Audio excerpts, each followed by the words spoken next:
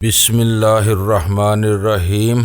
गुमनाम हीरो के मुअज़्ज़ज़ नाज़रीन, अस्सलामु अलैकुम। आइए चलते हैं कहानी की तरफ। वो एक रुमाल में लिपटा हुआ नोटों का बंडल मेरी तरफ बढ़ाते हुए बोली। मैंने बंडल पतलून की जेब में ठूंस लिया। दूसरी जेब में अपने इस्तेमाल के लिए कुछ और रकम रखी हुई थी। पिस्तौल मैंने टी शर्ट के नीचे पतलून की बेल्ट में उड़स रखा था। पांचे के अंदर पिंडली पर खंजर भी बंधा हुआ था। गैर मोहतात तो मैं पहले भी नहीं था, लेकिन गुज़श्ता रात रामू वगैरह से झड़प के बाद मजीद एहतियात की जरूरत थी। रूपमती ने जो कुछ बताया था इसे मैंने मजाक में नहीं टाला था। इस जैसे लोगों को मैं नजरअंदाज नहीं कर सकता था। अगर रूपमती मुझे इसके बारे में इतनी तफसील से ना भी बताती तो मैं भी इसका ध्यान रखता। ऐसे लोगों के बारे में मामूली सी गफलत बाज़ औकात नाकाबिले तलाफी नुकसान का बायस बन जाती है। इस वक्त मैंने पिजारो ले जाना मुनासिब नहीं समझा। हवेली से निकलकर पैदल चलता हुआ सड़क पर आ गया। इत्तेफाक से ऑटो रिक्शा मिल गया जिस पर एक आदमी पहले ही बैठा हुआ था। आगरा मार्ग के पहले चौराहे पर मैंने ऑटो रिक्शा छोड़ दिया। कुछ दूर तक पैदल चलता रहा, फिर एक टैक्सी पर बैठकर सूरज पोल गेट से होता हुआ दयानंद मार्ग में 4 दरवाजा पहुंच गया और यहाँ टैक्सी छोड़ दी। इस तरह मुझे एक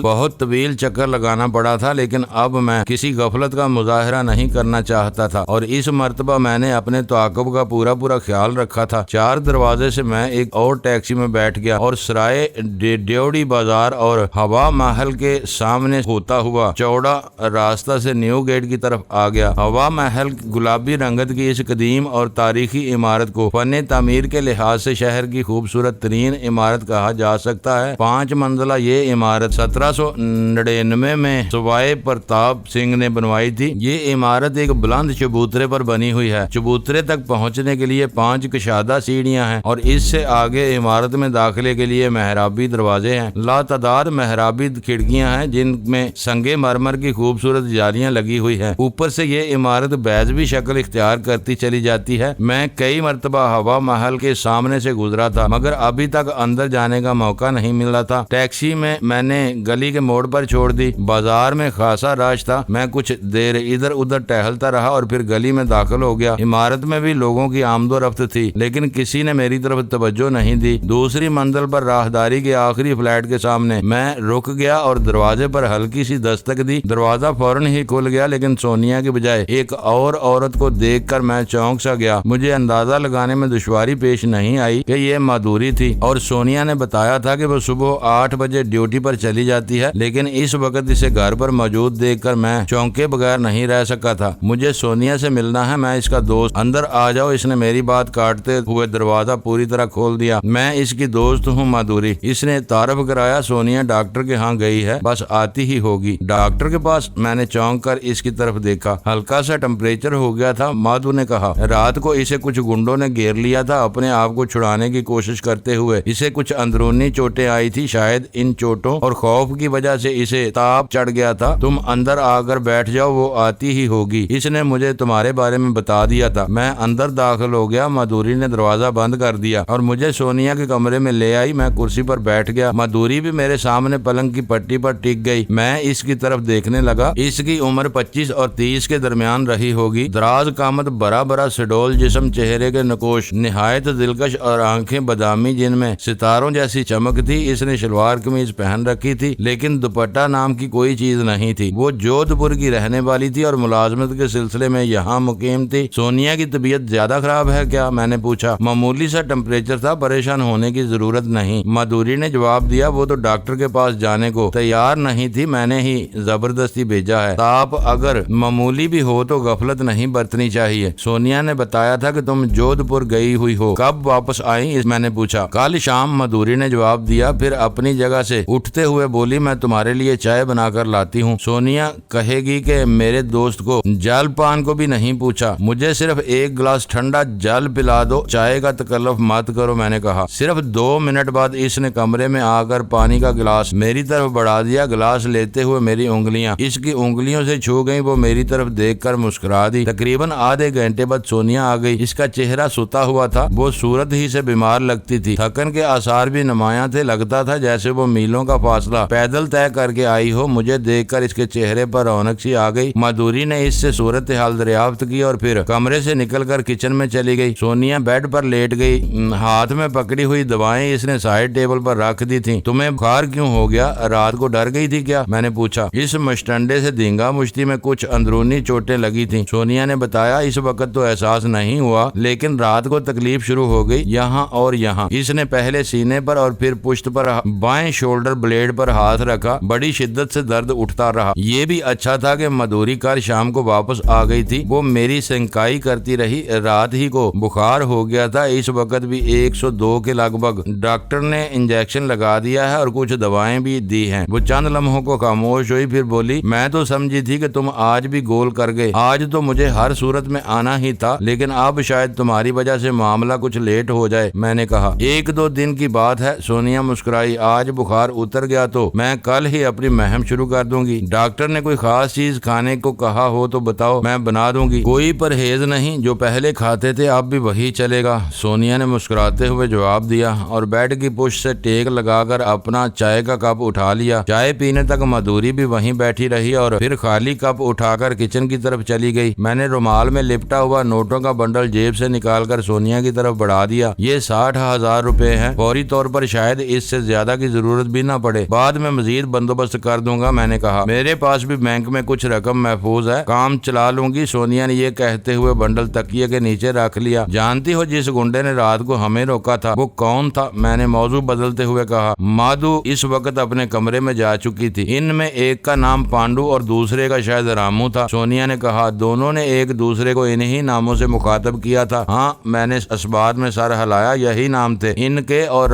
रामू इस शहर का सबसे खतरनाक गुंडा है, किराए का कातिल। सुना है कि वो अब तक 8 आदमियों को मौत के घाट उतार चुका है। ओह, ये वो रामू है जिसने चंद महीने पहले यहाँ के एक जज को कत्ल किया था, सोनिया ने कहा। इसके चेहरे पर एक रंग सा आकर गुजर गया। वो चंद लम्हे खामोश रही, फिर बोली, मैं जिन दिनों यहाँ आई थी इन दिनों इस वारदात का बहुत चर्चा था। अखबारों में भी इस केस के बारे में बाकायदगी से खबरें छपती रहती थी, लेकिन फिर आहिस्ता आहिस्ता लोग भूल गए। हाँ, ये वही रामू है, मैंने कहा। इस मर्तबा ये मेरे पीछे लगा है और बलवंत सिंह ने इसकी खिदमत हासिल की हैं, और मैं तुम्हें बता देना चाहता हूँ कि ये इसका आखिरी असाइनमेंट साबित होगा। इसके बाद वो इस काबिल नहीं रहेगा किसी इंसान की जिंदगी का चिराग गुल कर सके, बल्कि ये अपने जिस्म पर बैठी हुई मक्खी भी नहीं मार सकेगा। क्या करना चाहते हो? सोनिया ने उलझी हुई नजरों से मेरी तरफ देखा। कुछ भी नहीं, अभी कुछ नहीं, मैंने जवाब दिया। सिर्फ 2-4 दिन की बात है। मधुरी के आ जाने से हमने एक बार फिर मौजू बदल दिया। 2 बजे के करीब मैं जाने के लिए उठा तो मधुरी ने रोक लिया। वो खाना तैयार कर चुकी थी। दाल चावल खाकर वाकई मजा आ गया। मैं इस इमारत वाली गली से निकलकर पैदल ही चलता हुआ न्यू गेट वाले चौराहे पर आ गया। आसमान पर हल्के हल्के बादल छा रहे थे और मौसम खासा खुशगवार हो रहा था। ऐसे में पैदल ही चलते रहने को जी चाहता था, लेकिन मैं इस वक्त तफरीह के मूड में नहीं था। मैं एक जगह रुक कर इधर उधर देखने लगा, लेकिन कोई खाली ऑटो रिक्शा या टैक्सी वगैरह नजर नहीं आई। अलबत्ता इसी वक्त एक साइकिल रिक्शा मेरे करीब आकर रुका। एक पारसी जोड़ा रिक्शे से उतरा। मैं फौरन ही रिक्शे में बैठ गया। कहाँ चलोगे हुक्म? रक्षाबान ने पीछे मुड़कर मेरी तरफ देखा। स्टेशन रोड, मैंने जवाब दिया। रक्षाबान ने सीधे होकर हैंडल संभाल लिया और पैडल चलाने लगा। वो दुबला पतला सा आदमी, उदेड़ उम्र आदमी था। धोती को लंगोट की तरह बांध रखा था और बहुत मैला सा कुर्ता था जो पसीने में तर हो रहा था। पैरों में चप्पल या जूता नाम की कोई चीज नहीं थी। वो गरीब और अफलास की मुंह बोलती तस्वीर था। मैंने बाजार में मजदूरों को जमाली करते हुए देखा था। वो सुबह से शाम तक मनोबोझ ढोते थे, तब कहीं रात को पेट भर खाने को मिलता था और ये इंसानों का बोझ ढो रहा था। ये वो शहर था जहाँ आलीशान हवेलियों और महलों की भरमार थी। ये राजों महाराजों का शहर था जिनके नौकर चाकर भी शानदार हवेलियों में रहते थे और चमचमाती कारों में घूमते थे, और दूसरी तरफ ऐसे लोग भी थे जो इंसानों का बोझ ढोकर भी पेट की आग बुझाते थे। स्टेशन रोड पर विक्रम होटल के सामने मैंने रक्षा रुकवा लिया और 10 रुपए का नोट जेब से निकालकर रक्षाबान के हाथ पर रख दिया। खुला नहीं है हुक्म, इसने नोट को देखते हुए कहा। रख लो, मैंने जवाब दिया और रक्षे से उतरकर होटल की तरफ चल पड़ा। होटल की बिजली और टेलीफोन लाइन बहाल हो चुकी थी। नीचे रेस्टोरेंट वाले हिस्से में से जला हुआ फर्नीचर वगैरह उठाकर बाहर डाल दिया गया था और अंदर सफाई का काम हो रहा था। ठाकुर पहली मंजिल पर होटल के दफ्तर में बैठा हुआ था। दफ्तर में आने के बाद मैंने सबसे पहले जानकी और रूपमती को फोन पर इतला दी कि मैं ठाकुर के पास बैठा हूँ, वो परेशान न हो। कुछ देर हम बैठे बातें करते रहे। चाय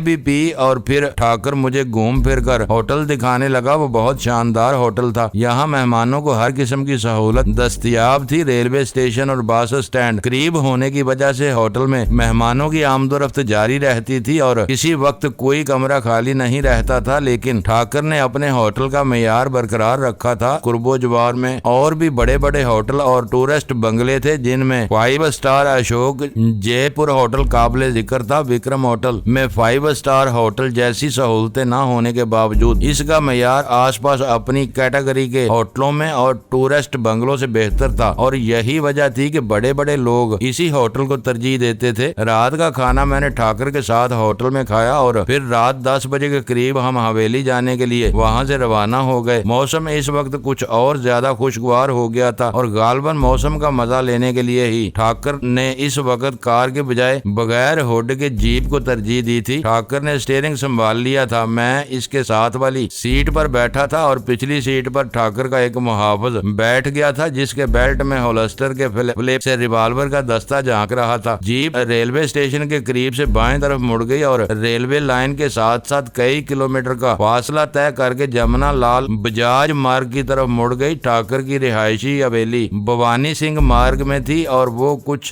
देर के लिए वहां जाना चाहता था। भगवान दास रोड पर सेक्रेटेरिएट की वसीओ अरीज इमारत से आगे निकलते ही पीछे से आने वाली एक और जीप तेजी से हमारे बराबर पहुंच गई। ये भी बगैर हुड की जीप थी और इसमें 4 आदमी बैठे हुए थे और ड्राइवर के साथ वाली सीट पर रामू को देखकर मैं उछल पड़ा। इसकी नाक पर बैंडेज लगी हुई थी। पिछली सीट पर 2 आदमी बैठे हुए थे और दोनों के हाथ में पिस्तौल थे। इनमें से एक ने गोली चला दी। एक जोरदार धमाका हुआ। गोली जीप को रोकने के लिए टायर पर चलाई गई थी और टायर एक धमाके से फट गया था। जीप लड़खड़ाकर सड़क से उतर गई और लहराती हुई एक कंपाउंड वाल से टकराकर रुक गई। हमारी जीप पर पीछे बैठा हुआ गनमैन झटका लगने से दूसरी सीट पर गिरा, लेकिन वो न सिर्फ हैरत अंगेज फुर्ती का मुजाहरा करते हुए संभल गया बल्कि इसने होल्स्टर से रिवॉल्वर निकालकर गोली भी चला दी थी। रामू वाली जीप अगरचे कई गज आगे निकल चुकी थी, लेकिन हमारे गार्ड की गोली जाया नहीं गई। रामू की जीप की पिछली सीटों पर बैठे हुए 2 आदमियों में से एक चीखता हुआ उछला और जीप से नीचे गिर गया। रामू की जीप तकरीबन 100 गज आगे जाकर रुक गई थी और रामू और इसके 2 साथी चीखते हुए हमारी तरफ दौड़े। रामू के हाथ में आगे से काम खाए हुए ब्लेड का तेगा था जो स्ट्रीट लैंप की रोशनी में चमक रहा था, जबकि इसका एक साथी पिस्तौल से फायरिंग कर रहा था। मैंने और ठाकर ने बेहक वक्त जीप से छलांग लगा दी। जिस दीवार से हमारी जीप टकराकर रुकी थी वो 4 फुट से ज्यादा ऊंची नहीं थी। इसकी दूसरी तरफ बहुत वसी और अरीज लान था और इस दीवार से तकरीबन 200 गज के फासले पर सेक्रेटेरिएट की इमारत थी। दीवार के अंदर की तरफ मोर पंख और इसी किस्म के पौधे थे। ठाकुर का गनमैन अभी जीप ही में बैठा हुआ था। इसने जवाबी फायर करते हुए जीप की पिछली तरफ छलांग लगा दी। इसके साथ ही फायर की आवाज और इसकी चीख भी गूंज उठी थी। इसे शायद गोली लगी थी और वो जीप की पिछली तरफ गिर गया था। क्या हुआ राजमल? ठाकुर ने चीख कर पूछा। बाजू में गोली लगी है हुक्म, मुहाफिज ने चीखते हुए जवाब दिया। आप फिक्र मत करो और यहाँ से निकल जाओ, मैं इनको रोकता हूँ। हिम्मत सिंह तुम इस तरफ जाओ और मैं इस तरफ जाने की कोशिश करता हूँ। ठाकुर ने मेरे कान के करीब सरगोशी की और दीवार के साथ साथ दूसरी तरफ जाने लगा। मैं मुखालिफ सिमत में रेंगता चला गया। इसके साथ ही मैंने जेब से पिस्तौल निकाल लिया था। चंद गज आगे जाकर मैंने दीवार के ऊपर से झांका। रामू का एक साथी फायरिंग करता हुआ हमारी जीप के करीब पहुंच चुका था, जबकि रामू ने दीवार पर चढ़कर अंदर की तरफ छलांग लगा दी थी। मैंने तेजी से रुख बदलकर फायर झोंक दिया। गोली गुंजान पौधों की शाखों में उलझ कर रह गई और रामू पौधों के पीछे कहीं गायब हो चुका था। इस सड़क पर ज्यादातर दफातर थे। शाम 7-8 बजे के बाद इस तरफ ट्रैफिक कम हो जाता था और इत्तेफाक था कि इस वक्त वो सड़क दोनों तरफ दूर दूर तक सुनसान पड़ी थी। सड़क पर बिजली के खंभे भी दूर दूर थे। सड़क पर बाहर हाल कुछ रोशनी थी, लेकिन दीवार की अंदर की तरफ अंधेरा था। रामू का साथी हमारी जेब के करीब पहुंच चुका था और फिर राजमल ने जेब की आड़ से निकलकर इस पर छलांग लगा दी और दूसरे शख्स को अपने साथ लेता हुआ जमीन पर गिर गया और वो दोनों एक दूसरे से गुत्थम गुत्था हो गए। रामू का दूसरा साथी भी दौड़ता हुआ दीवार के करीब पहुंच चुका था। इसके हाथ में पकड़ा हुआ खंजर स्ट्रीट लाइट की रोशनी में चमक रहा था। ठाकर ने दीवार पर चढ़कर इस पर छलांग लगा दी और इसे जमीन पर गिराकर रगीदने लगा। अपने पीछे पौधों में आहट पाकर मैं तेजी से मुड़ा, लेकिन मुझे देर हो गई थी। वो हेवला मेरे ऊपर आ रहा था। मैंने पिस्तौल का ट्रिगर दबा दिया, लेकिन इसी लम्हे मेरे हाथ पर ठोकर लगी। पिस्तौल से निकली हुई गोली तो न जाने किस तरफ चली गई। अलबत्ता पिस्तौल भी मेरे हाथ से छूटकर पौधों में गिर गया था। वो हेवला इस तरह मेरे ऊपर आया था जैसे बुलटेर कुत्ता अपने शिकार पर छलांग लगाता है। वो रामू था। इसके हाथ में तेगे की चमक बिजली के कोंदे की तरह लहराई और इसका हाथ जैसे ही नीचे आया मैंने दोनों हाथों से इसकी कलाई पकड़ ली। तेगे का ब्लेड तकरीबन 8 इंच लंबा था जो लम्हा बे लम्हा मेरे सीने की तरफ झुक रहा था। रामू में गैंडे की ताकत भरी हुई थी। कल रात इसे मेरे हाथों जिक उठानी पड़ी थी। इंतकाम के जज्बे ने भी इसे वहशी बना दिया था। वो इस वक्त अपनी ताकत का भरपूर मुजाहरा कर रहा था। इसके हलक से बेड़िए जैसी गुराहटें निकल रही थी। मैं भी इसका हाथ मोड़ने के लिए पूरी ताकत इस्तेमाल कर रहा था और फिर मैंने एक हाथ इसकी कलाई से हटाकर हथेली से इसकी जख्मी नाक पर जोरदार वार किया। मेरा ये हरबा कामयाब रहा। इसके मुंह से हल्की सी चीख निकल गई। मुझे मौका मिल गया और मैंने इसे पूरी कुव्वत से एक तरफ धकेल दिया और फुर्ती से उठकर खड़ा हो गया। रामू ने भी उठने में देर नहीं लगाई थी। इस मर्तबा मैंने हमला करने में पहल करने की कोशिश की मगर मेरा पैर पौधों में उलझ गया। मैं अपना तवाज़ुन बरकरार न रख सका और पुश्त के बल गिरा। मेरा पैर एक पत्थर से टकराया और इससे पहले कि मैं संभल सकता रामू ने मेरे ऊपर छलांग लगा दी। इसका चमकता हुआ तेगा बिजली के कोंदे की तरह मेरे सीने की तरफ लपका। मेरे सीने और तेगे की नोक में फासला बरकी रो की तेजी से कम हो रहा था और कोई लम्हा जाता था कि तेगा मेरे सीने में पेवस्त हो जाता। मेरी आंखों के सामने अंधेरा बढ़ता जा रहा था। मेरी जिंदगी और मौत के दरमियान फासला लम्हा बे लम्हा कम हो रहा था। आंखों के सामने अंधेरा गहरा होने लगा। मैं तेजदार तेगा किसी भी लम्हे मेरे सीने में पेवस्त हो जाता। लेकिन फिर अचानक मेरे दिमाग में रोशनी का एक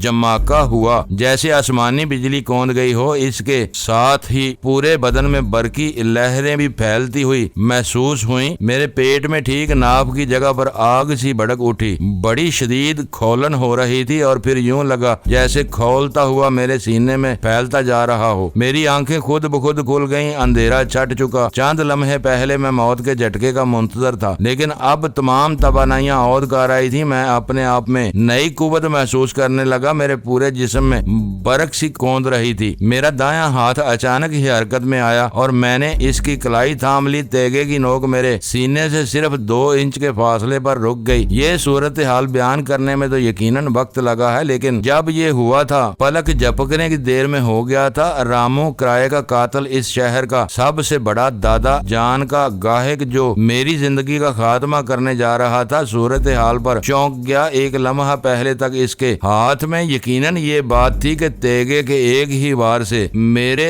जीवन का अंत कर देगा। वो मुझे आसान तरीन शिकार समझा था। वो तो इस बात का मुंतजर था कि इसका मेरे खून से अपनी प्यास बुझाने वाला है। लेकिन इस बदली हुई सूरत हाल ने इसे बड़ा मायूस किया। इसकी आंखों में एक लम्हे को उलझन के तासरत उभरे लेकिन अगले ही लम्हे इसके चेहरे पर दरिंदगी के तासरत उभर आए। इसकी इस खूंख्वार दरिंदे की सी थी जिसके हाथ से इसका शिकार निकला जा रहा हो। रामू तेगे की नोक मेरे सीने में गाड़ने के लिए अपनी तमाम तर कुव्वत को बरोए कार ला रहा था। इसके चेहरे पर शदीद गुस्सा था। गर्दन की रगें फूल गई थी। तेगे की नोक मेरे सीने से आहिस्ता आहिस्ता परे हटने लगी। मैंने सिर्फ एक हाथ से इसकी कलाई थाम रखी थी। दूसरा बाजू मुड़कर मेरे अपने ही जिस्म के नीचे दबा हुआ था। रामू मुझे मौत के घाट उतारने के लिए अपनी पूरी ताकत इस्तेमाल कर रहा था लेकिन इस समय वो बेबस होकर रह गया था। खंजर मेरे सीने से दूर हटता गया और फिर मैंने अपने जिस्म को जरा सी हरकत देकर नीचे दबा हुआ हाथ अपना दूसरा हाथ सीधा किया। उंगलियों को 1-2 मरतबा हरकत दी और फिर जोरदार पंच इसके जबड़े पर रसीद कर दिया। इसके मुंह से हल्की सी कराह निकली लेकिन शायद इस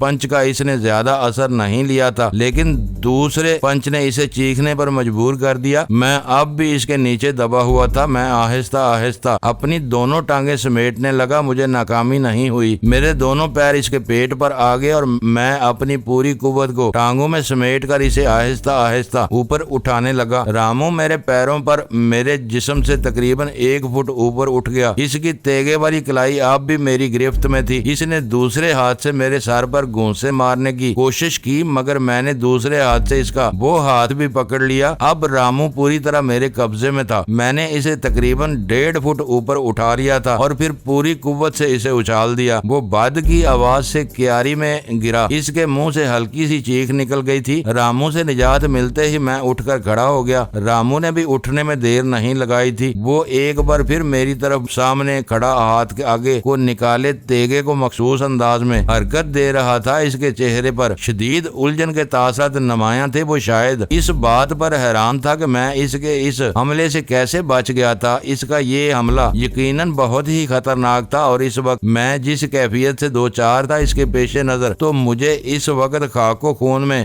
लौटते हुए नजर आना चाहिए था, लेकिन मैं चट्टान की तरह इसके सामने खड़ा था और ये सब मेरे अंदर पूरे असरार ची की कुव्वत का कमाल था। ची वो पूरे असरार कुव्वत जो मैंने बड़ी तपस्या के बाद हासिल की थी इस समय बर वक्त मेरी मदद को पहुंच गई थी। आगे को बढ़े हुए हाथ को आहिस्ता आहिस्ता हरकत देते हुए रामू ने अचानक ही हाथ सर से बुलंद किया। तेगे की चमक आसमानी बिजली के कौंदे की तरह लहराई। मेरे हाथ इससे भी ज्यादा तेजी से हरकत में आ गए। मैंने इस हमले से बचने के लिए नाइफ हैंड डिफेंस की टेक्निक इस्तेमाल करने का फैसला किया था और ये फैसला बरकी रो से भी ज्यादा तेजी से हुआ था। मार्शल आर्ट्स की कड़ी रियाजत जहां बदन में चौकसी पैदा करती है वहां दिमागी सलाहियतों को भी स्कील करती है और मार्शल आर्टिस्ट ज़हनी तौर पर भी इस कदर चाको चौबंद होता है कि इसे फौरी तौर पर कोई दुरुस्त फैसला करने में कोई दुश्वारी पेश नहीं आती और यही सलाहियतें हरीफ पर बर्तरी हासिल करने में अहम किरदार अदा करती हैं। मेरे दोनों बाजू एक दूसरे को क्रॉस करते हुए सामने आ गए। रामू का वार मैंने अपनी कलाइयों के बीच में रोका और बड़ी फुर्ती से दोनों हाथों की मुट्ठियां खींचकर इन्हें पुश्त की तरफ से आपस में मिला लिया। रामू की कलाई मेरी कलाइयों के शिकंजे में फंस गई थी। अपना ये वार भी नाकाम होते देखकर रामू की आंखों में एक बार फिर शदीद उलझन उभर आई। वो अपनी कलाई छुड़ाने की कोशिश करने लगा मगर ये वो शिकंजा था जिसमें ज्यादा जोर आजमाई से इसकी कलाई की हड्डी टूट तो सकती थी मगर आजाद नहीं हो सकती थी। मैं जमीन पर पैर जमाए अपनी जगह पर इत्मीनान से खड़ा रहा। इस वक्त मेरी तमाम तर कुव्वत बाहों में सिमट आई थी। मैंने कलाइयों के शिकंजे को जरा और कस दिया। रामू करा रहा था। इसकी आंखों में अब वहशत सी भर गई थी। वो अपनी कलाई छुड़ाने के लिए पूरी ताकत इस्तेमाल कर रहा था। इसका पूरा जिस्म भी मुतहरक था। वो जाविये बदल बदल कर जोर आजमाई कर रहा था मगर इसे अपने मकसद में कामयाबी नहीं हुई। मैंने अपनी कलाइयों के शिकंजे को कुछ और कस दिया। रामू करा उठा। इसके चेहरे पर करबो अजियत के तासरात नमूदार होने लगे और फिर तेगे के दस्ते पर इसकी गिरफ्त ढीली पड़ गई। उंगलियां खुलती चली गईं और तेगा इसके हाथ से निकलकर मेरे पैरों के करीब कच्ची जमीन में गड़ गया। मैंने अचानक ही एक झटके से अपनी कलाइयों का शिकंजा खोल दिया। रामू लड़खड़ाकर 2 कदम पीछे हटा और दोहरा होकर दूसरे हाथ से अपनी मजरूब कलाई सहलाने लगा। इसके चेहरे पर अब भी करब के तासरात नुमायां थे और फिर अचानक ही वो सीधा होकर मेरी तरफ लपका। इसका ख्याल था कि मैं गफलत में मार खा जाऊंगा लेकिन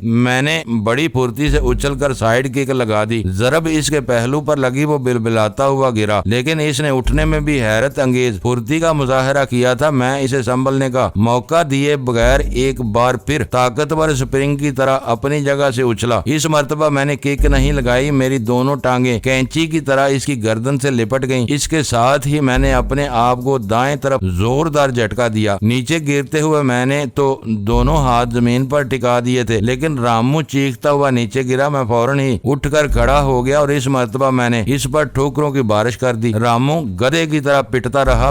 मेरी हर ठोकर पर वो बिलबिला उठता। मुझे वो आसान शिकार समझा था मगर वो खुद अजाब में फंस गया था और मेरा ख्याल था कि अब वो अपनी जान छुड़ाने की कोशिश में था। मैंने एक और ठोकर मारना चाहिए तो इसने मेरा पैर पकड़कर जोरदार झटका दिया। मैं एक पैर पर नाच कर रह गया और लड़खड़ाकर पुश्त के बल पौधों में गिरा। मेरा ख्याल था कि रामू इस मौका से फायदा उठाते हुए मुझे दबोचने की कोशिश करेगा लेकिन मुझे ये देखकर बड़ी हैरत हुई कि इसने उठकर एक तरफ दौड़ लगा दी थी। मेरे होंठों पर खफीफ सी मुस्कुराहट आ गई। इस वक्त मैं झाड़ियों में चित पड़ा था। मेरे दोनों हाथ झाड़ियों की गुंजान शाखों में उलझ गए थे। वो अगर चाहता तो इस मौका से फायदा उठाते हुए मुझे गिरफ्त में लेकर बेबस कर सकता था लेकिन इस पर शायद मेरी दहशत तारी हो गई थी और इसने मुकाबले से दस्तबरदारी का फैसला करते हुए राह फरार इख्तियार करने ही में आफियत समझी थी। मैंने उठकर इधर उधर देखा। ठाकर बानूत सिंह रामू के एक गुर्गे से निमट रहा था। ठाकर की टांग अगरचे पहले ही जख्मी थी लेकिन इसके बावजूद वो रामू के गुर्गे की ठीक ठाक मरम्मत कर रहा था। दीवार की दूसरी तरफ जीप के करीब ठाकर का गनमैन राजमल रामू के दूसरे गुर्गे से पिट रहा था। वो हालांकि हटा कटा आदमी था लेकिन शुरू ही में इसके बाजू में गोली लगी थी जिससे वो कमजोर पड़ रहा था। मैं जल्दी से इसकी मदद को पहुंच गया। मैंने इस बदमाश को सर के बालों से पकड़कर राजमल ऊपर से उठाया और दूसरी तरफ से इसके जबड़े पर जोरदार गोंसा जमा दिया। वो बिलबिला उठा। मैंने दूसरा गोंसा रसीद करते हुए इसके बाल छोड़ दिए। वो लड़खड़ाता हुआ जीप से टकरा गया। संभलने की कोशिश करते हुए इसने एक लम्हे में सूरत हाल का अंदाजा लगा लिया था। रामू इस वक्त सेक्रेटेरिएट के वसीओ अरीज पार्क में दौड़ता हुआ बहुत दूर पहुंच चुका था। इसका सिर्फ हेबला नजर आ रहा था। ये सूरत हाल देखकर इसके बदमाश की आंखों में वहशत सी उभर आई और दूसरे ही लम्हे इसने भी सड़क पर दूर खड़ी हुई अपनी जीप की तरफ दौड़ लगा दी। मैंने इसका पीछा करने की जरूरत नहीं समझी। मैं दीवार फांद कर दूसरी तरफ पहुंच गया। ठाकर रामू के गुर्गे को बालों से पकड़े घसीटता हुआ ला रहा था। दीवार के करीब आकर ठाकर ने इसे दोनों हाथों में उठाकर दूसरी तरफ पटक दिया। जमीन पर गिरते ही वो चीख उठा। ठाकुर ने भी दीवार पर चढ़कर इस तरफ छलांग लगा दी थी। मैंने आते ही इस गुंडे को 2-4 ठोकरें रसीद कर दी। भाग जाओ, वो इसे आखिरी ठोकर मारते हुए गुर्राया। तुम्हारा दादा तो मैदान छोड़कर भाग गया, लेकिन हम इसे नहीं छोड़ेंगे। इस आदमी ने उठकर जीप की तरफ दौड़ लगा दी। पहला गुर्गा जीप स्टार्ट कर चुका था, दूसरा भगौड़ा अभी दूर ही था। जीप हरकत में आ गई। वो दौड़ता हुआ जीप के पीछे लटका और जीप बंदूक से निकली हुई गोली की तरह भाग निकली। मैं लम्हा बेलम्हा दूर होती हुई जीप की तरफ देख रहा था। मैं एक और ख्याल से उछल पड़ा। जब वो जीप तेज रफ्तारी से हमारी तरफ से गुजरी थी तो इससे हमारी जीप रोकने के लिए टायर पर गोली चलाई गई थी और जवाब में गनमैन राजमल ने भी रिवॉल्वर से फायर कर दिया था। अगली जीप के पिछले हिस्से में बैठे हुए एक शख्स को लगी थी जो चीखता हुआ जीप से सड़क पर गिर गया था। मेरा ख्याल था कि इसकी लाश सड़क पर पड़ी होगी, लेकिन दूर दूर तक ऐसी कोई चीज नहीं नजर आ रही थी। मुझे समझने में देर नहीं लगी कि वो सिर्फ जख्मी हुआ था और लड़ाई के दौरान में वो मौका पाकर फरार हो गया था। मैं ठाकर और राजमल की तरफ मतवज्जो हो गया। ठाकर राजमल को सहारा देकर जमीन से उठा रहा था। दूसरे बाजू से मैंने राजमल को पकड़ा तो वो कर्रा उठा। गोली इसके बाजू पर लगी थी। इसका बाजू खून से तर हो रहा था। मेरा हाथ भी चिपचिपा गया। राजमल को पिछली सीट पर बिठा दिया गया। ठाकुर की टांग के जख्म में भी तकलीफ हो रही थी, इसीलिए मैंने ड्राइविंग सीट संभाल ली और ठाकुर साथ वाली सीट पर बैठ गया। हैरत की बात थी कि इस सड़क पर से अब तक कोई गाड़ी वगैरह नहीं गुजरी थी और फिर जल्द ही बात मेरी समझ में आ गई। इस इलाके में सेक्रेटेरिएट की पिछली तरफ भी बड़ी बड़ी कोठी नुमा इमारतों में सरकारी दफातर, दिन के वक्त तो इस तरफ अच्छा खासा ट्रैफिक रहता होगा और अब आधी रात के वक्त इस तरफ कौन आ सकता था। ठाकुर की हदायत के मुताबिक मैंने अगले चौराहे पर जीप को हाई कोर्ट की बिल्डिंग से आगे निकालकर यूथ हॉस्टल की तरफ मोड़ दिया। वहां से ठाकुर की हवेली ज्यादा दूर नहीं थी। हार्न बजाने के 1 मिनट बाद हवेली का फाटक खुल गया और मैं जीप को अंदर लेता चला गया। जीप से उतरकर बरामदे वाले दरवाजे से अंदर दाखिल होते ही सामने सोफे पर नीम दराज लड़की को देखकर मेरे कदम रुक गए। इस लड़की की उम्र 20-21 से ज्यादा नहीं थी। इसने राजस्थानी लिबास पहन रखा था, मुख्तसर सी चोली और मिनी स्कर्ट की तरह घुटनों से ऊपर तक घाघरा। चोली में कपड़ा सिर्फ सामने की तरफ था, जिससे सीने की सतरपोशी भी मुश्किल हो रही थी। पुश्त पर कपड़ा नाम की कोई चीज नहीं थी। चंद बारीक डोरियां थी जिन्होंने चोली को गिरफ्त में ले रखा था। मरकरी बल्ब की रोशनी में इसका बदन कुंदन की तरह चमक रहा था। वो सोफे पर नीम दराज टांग पर टांग रखे हिंदी जुबान के किसी फिल्मी रसाले की वर्क गर्दानी कर रही थी। ठाकर बानोद सिंह को देखकर वो एक झटके से उठकर खड़ी हो गई। इसने रसाला सामने शीशे की टॉप वाली काफी टेबल पर फेंक दिया था। क्या हुआ ठाकर, क्या फिर गोली लगी? वो तेजी से आगे बढ़ आई और ठाकर की टांग को देखने लगी। इसकी जख्मी टांग पर पतलून का पांचा खून आलूद हो रहा था। नहीं, मेरा ख्याल है कि पुराना जख्म खुल गया है। ठाकुर ने जवाब दिया, तुम फोन करके डॉक्टर श्याम को यहाँ बुला लो। राजमल भी जख्मी है, इसके बाजू में गोली लगी है। परंतु ये हुआ कैसे, किससे झगड़ा हुआ था? लड़की ने तशवीश आमेज लहजे में पूछा। रामू और इसके गुर्गों से मुठभेड़ हो गई थी। ठाकुर ने जवाब दिया, तुम पहले डॉक्टर श्याम सुंदर को फोन कर दो, बाकी बातें बाद में करना। लड़की मेरी तरफ देखती हुई वसी हाल में इस तरफ चली गई जहां एक सोफे के करीब साइड टेबल पर टेलीफोन रखा हुआ था। वो सोफे के किनारे पर टिक गई और फोन का रिसीवर उठाकर नंबर डायल करने लगी। ठाकुर भी एक सोफे पर बैठ गया और पतलून का पांचा उठाकर पिंडली पर बंधी हुई पट्टी खोलने लगा। पट्टी भी सुरख हो रही थी। इसने ठीक ही कहा था कि इसका जख्म खुल गया था। जिस तरह मार दाड़ और उठा पटक हुई थी, इसके बाद भी ये न होता तो मुझे हैरत होती। वो लड़की फोन बंद करके हमारे करीब आ गई। इसने एक नजर ठाकुर की जख्मी टांग की तरफ देखा और फिर मेरी तरफ देखने लगी। मुझे देखते हुए इसकी आंखों की चमक कुछ और बढ़ गई थी। मैं भी गहरी नजरों से इसकी तरफ देखने लगा। इसकी जवानी समंदर की उठती हुई मौज थी जो साहिल की कैद से आजाद होने के लिए मचल रही थी। इसका हुस्न लाजवाब था। इसकी आंखों में ऐसी मकनातीसी कशिश थी जो दूसरों को अपनी तरफ खींचती थी। हिंदुस्तान आने के बाद भी मैंने बहुत सी हसीन औरतें देखी थी, मगर ऐसी सुंदर नारी पहली मर्तबा मेरी नजरों के सामने आई थी। और मैं ये एतराफ करने में भी बाक नहीं समझता कि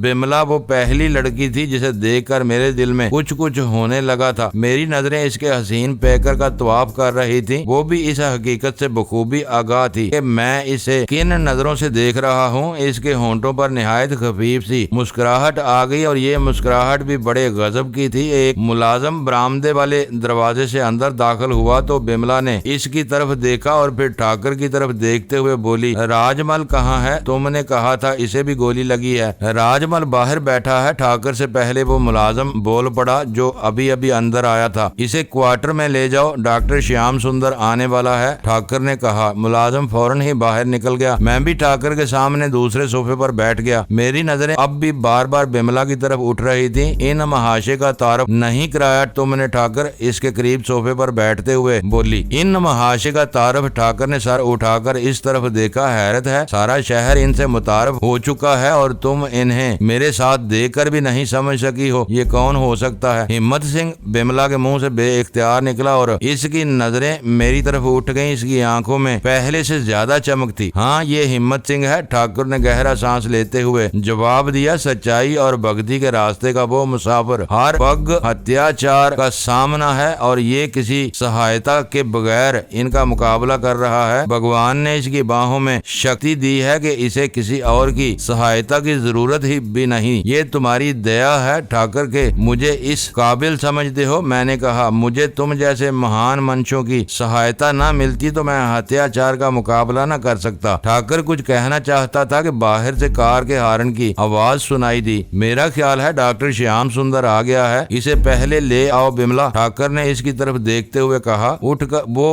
उठकर फौरन बाहर चली गई। मेरे ख्याल में डॉक्टर श्याम सुंदर कहीं करीब ही रहता जो इतनी जल्दी पहुंच गया था। हवेली के एक मुलाजम ने इसका बैग उठा रखा था जो करीब आकर इसने काफी टेबल पर रख दिया। फिर कोई गड़बड़? डॉक्टर ने ठाकर के सामने कालीन पर बैठते हुए कहा। क्या आज फिर किसी पंडित से सामना हो गया था? नहीं, आज कुछ दुष्ट टकरा गए थे, ठाकर ने मुस्कुराते हुए जवाब दिया। इनके बाग अच्छे थे जो बचकर निकल गए। डॉक्टर श्याम सुंदर ने मजीद कुछ कहने की बजाय टेबल पर रखा हुआ बैग उठाकर अपने करीब कालीन पर रख लिया और स्पिरिट की बोतल और कार्टन निकालकर ठाकुर का जख्म साफ करने लगा। ठाकुर ने दांत बेंच लिए। स्पिरिट तो अच्छे अच्छों की सिस्कारियां भरने पर मजबूर कर देती है। जख्म साफ करके डॉक्टर ने दवा लगाकर ड्रेसिंग कर दी। 3-4 रोज तक मुकम्मल आराम की जरूरत है, डॉक्टर ने ठाकुर की तरफ देखते हुए कहा। अगर जख्म बिगड़ गया तो कई रोज तक खाट पर पड़े रहना पड़ेगा। अब जरूर एहतियात करूंगा, ठाकुर ने मुस्कुराते हुए कहा। अब जरा राजमल को भी देख लो, इसके बाजू में गोली लगी है। वो कहाँ है वो? डॉक्टर ने पूछा। अपने क्वार्टर में है सरकार, एक मुलाजिम ने जल्दी से कहा। चलो इसे भी देख लें, डॉक्टर बोला। मुलाजिम ने बैग उठा लिया और मैं भी इनके साथ चल पड़ा। सर्वेंट क्वार्टर हवेली की पिछली तरफ था। हम एक क्वार्टर में दाखिल हो गए। राजमल चारपाई पर पैर लटकाए बैठा था। इसने दूसरे हाथ से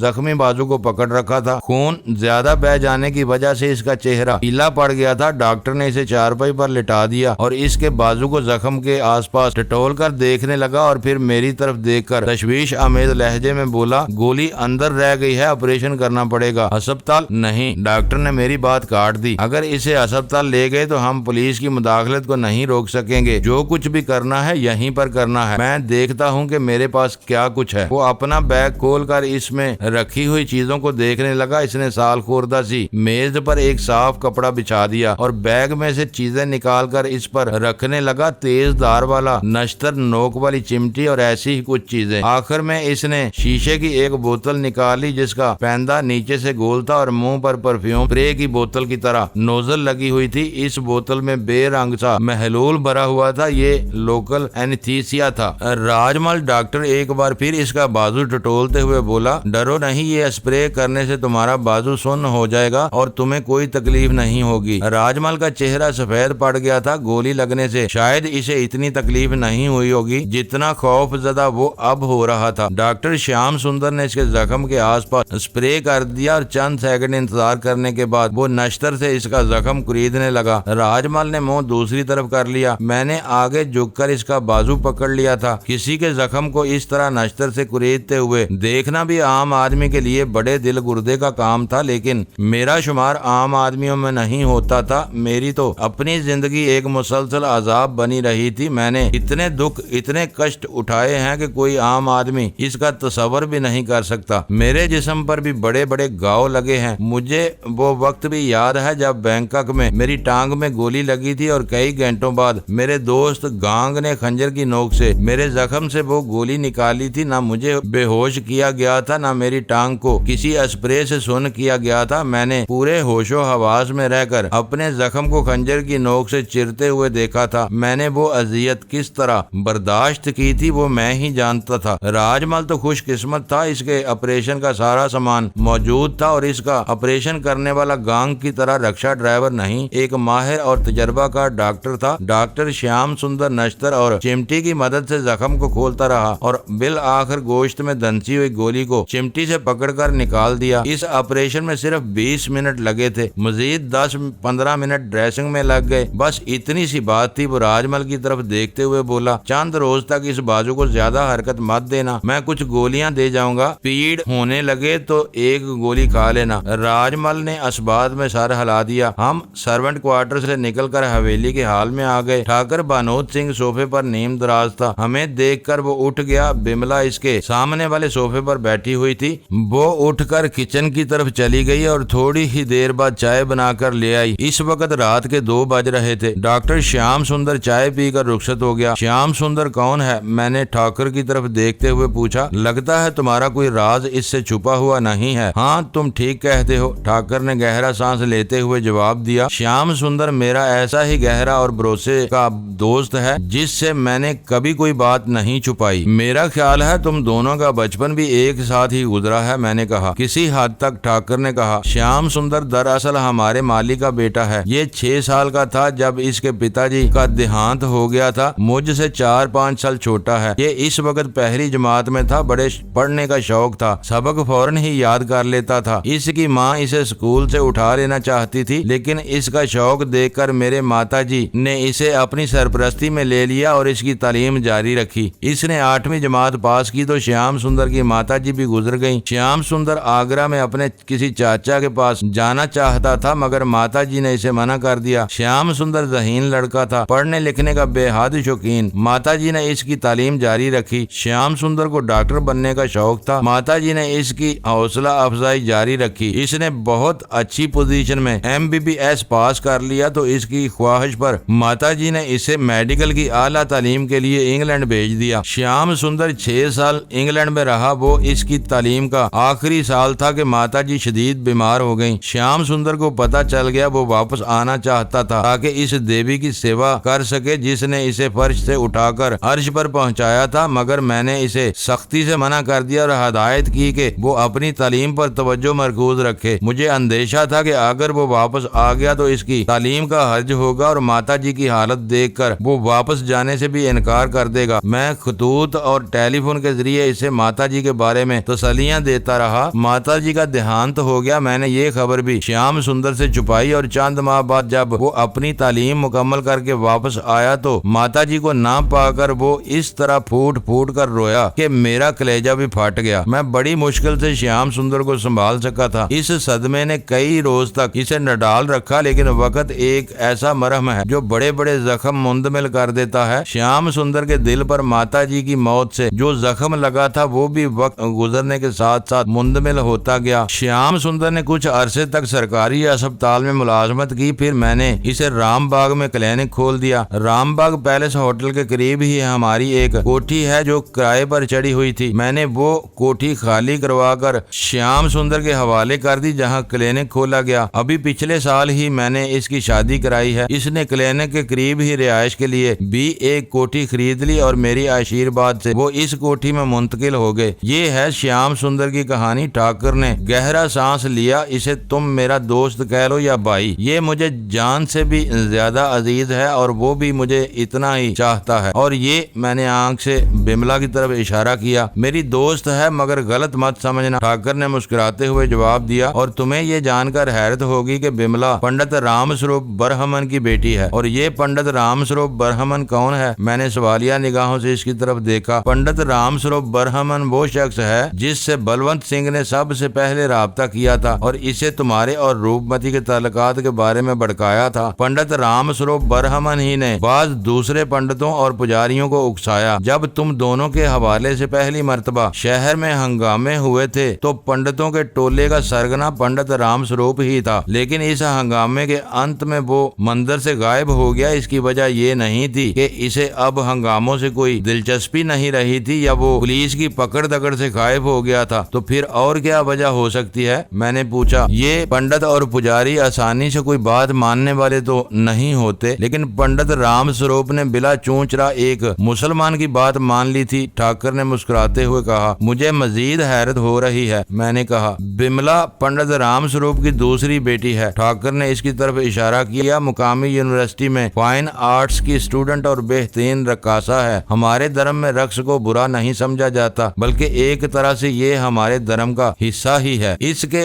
रक्कासा होने पर भी किसी को कोई एतराज नहीं, लेकिन एक धर्मात्मा के घर की नारियों के बारे में ये समझा जाता है कि वो दूसरी फैशनेबल नारियों की तरह अपने शरीर की नुमाइश नहीं करती फिरेंगी। लेकिन बिमला को तुम देख रहे हो, ये न सिर्फ आजाद मंश है बल्कि लिबास भी ऐसा पहनती है कि दूसरों की नजरें ख्वाह मुख्वाह इसकी तरफ उठ जाती हैं। लोग इस बात को भी नजरअंदाज करने को तैयार हैं, लेकिन बिमला की बड़ी बहन पूजा बम्बई में है। बहुत कम लोग जानते हैं कि पूजा को फिल्मों में काम करने का शौक था। वो हीरोइन बनना चाहती थी। वो बम्बई चली गई, हीरोइन तो ना बन सकी। इंडस्ट्री से तल्लक रखने वाले अयाश तबा मर्दों का खिलौना बन गई। बम्बई के लोगों को पता नहीं कि पूजा एक पंडित की बेटी है। पूजा ने ये अक्लमंदी जरूर की कि वहाँ अपने बाप का नाम नहीं उछाला। वो आजकल बांद्रा में एक मुसलमान कैमरामैन के साथ इसके फ्लैट में रह रही है। सलीम नामी इस कैमरामैन ने इसे ये विश्वास दिला रखा है कि वो एक ना एक दिन इसे हीरोइन जरूर बनाएगा। हीरोइन तो बहुत परे की बात है, वो तो इसे किसी फिल्म में एक्ट्रेस का रोल भी नहीं दिला सका। वो न सिर्फ खुद इसके साथ ऐश कर रहा है बल्कि इसके दोस्त भी इस बहती गंगा में हाथ धो रहे हैं। पूजा इसके लिए अपने आप को लुटा रही है कि शायद इन्हीं में से कोई इसे स्क्रीन तक पहुंचा दे। बम्बई में कैमरामैन सलीम और पूजा का पड़ोसी जयपुर का रहने वाला है। वो कई साल पहले कारोबारी सिलसिले में बम्बई मुंतकिल हो गया था। जब वो यहाँ था तो इसी इलाके में रहता था जहाँ पंडित राम स्वरूप की हवेली है। फिरोज शाह नामी वो शख्स कभी कभार अपने अजीजों से मिलने के लिए यहाँ आता रहता है। जिन दिनों हिंदू नारी और मुसलमान मर्द के ताल्लुकात को बुनियाद बनाकर यहाँ हंगामे शुरू किए गए थे, हिंदुओं और मुसलमानों को आपस में लड़ाने की कोशिश की गई थी, फिरोज शाह इन दिनों यहाँ आया हुआ था। इसे पता चल गया कि पंडित राम स्वरूप पुजारियों और पंडितों के इस टोले का सरगना है जो जगह जगह जहर में बुझे हुए भाषण देकर लोगों के मजहबी जज्बात भड़का रहे हैं। तो फिरोज शाह पहले रोज के हंगामों के दौरान में ही पंडित राम स्वरूप को पकड़कर एक तरफ ले गया। फिरोज शाह के पास पूजा और सलीम की एक तस्वीर भी थी जिसमें नीम उरिया लिबास में मलबूस पूजा सलीम से हम आगोश थी। ये तस्वीर फिरोज शाह ने कैसे खींची थी या कहां से हासिल की थी इसका मुझे कोई इल्म नहीं है, लेकिन ये तस्वीर एक जबरदस्त हथियार साबित हुई। फिरोज शाह ने वो तस्वीर पंडित राम स्वरूप को दिखाकर धमकी दी थी कि वो इस मामले से अलग हट जाए और अपनी जुबान बंद रखे और दूसरे पंडितों को भी बेगुनाह मुसलमानों के खिलाफ जहर उगलने से रोके। बसूरत दीगर वो ये तस्वीर अखबारात में शाया करवा देगा और शहर के पंडित पुजारी और कट्टर हिंदू इसकी बोटियां नोच डालेंगी, इसकी हवेली को जलाकर भस्म कर देंगे और इसके घर के किसी फर्द को जिंदा नहीं छोड़ेंगे। ये धमकी काम कर गई। पंडित राम स्वरूप इस टोले से ऐसा गायब हुआ कि आज तक किसी को नजर नहीं आया। क्या वो शहर छोड़कर भाग गया? मैंने इसके खामोश होने पर पूछा। नहीं, वो अपनी हवेली में है, ठाकर ने जवाब दिया। इसने घर से निकलना ही छोड़ दिया है। पंडित और पुजारी इसे मिलने के लिए जाते मगर इन्हें दरवाजे से ही लौटा दिया जाता। कम से कम 2 मरतबा बलवंत सिंह ने भी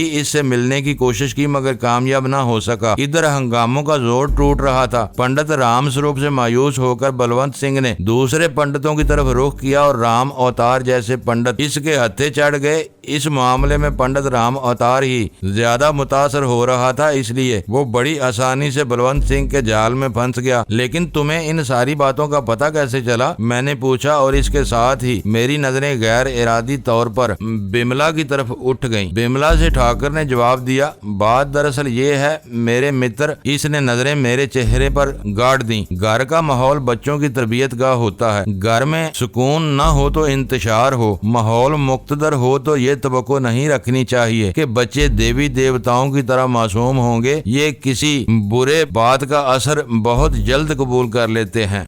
मुअज़्ज़ज़ नाज़रीन, लाइक करें, शेयर करें और कमेंट्स बॉक्स में पाक आर्मी जिंदाबाद, पाकिस्तान पाइंदाबाद का नारा ज़रूर दर्ज करके अपने मुल्क पर फ़ख्र करें और पाकिस्तान की बुनियादें मजबूत करने में अपना किरदार अदा करें। वीडियो देखने का शुक्रिया। मुअज़्ज़ज़ नाज़रीन, अपना ख्याल रखिएगा और हमारे चैनल का भी। ISI पाक आर्मी जिंदाबाद, पाकिस्तान पाइंदाबाद।